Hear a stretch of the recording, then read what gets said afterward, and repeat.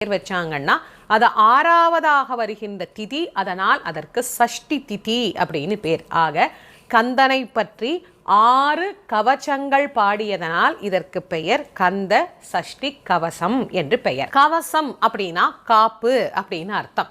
எதற்கு காப்பு?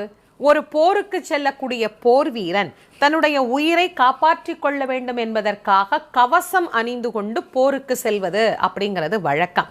நம் உடலுக்கு கவசமாக, நம்முடைய மனதுக்கு கவசமாக, நம்முடைய ஆன்மாவிற்கு கவசமாக, எந்த துயரும் நம்மை வந்து தாக்காதபடி நம்மை காக்கின்ற கவசங்களாக விளங்குவதனால் இதற்கு கந்த சஷ்டி கவசம் அப்படின்னு பேரு.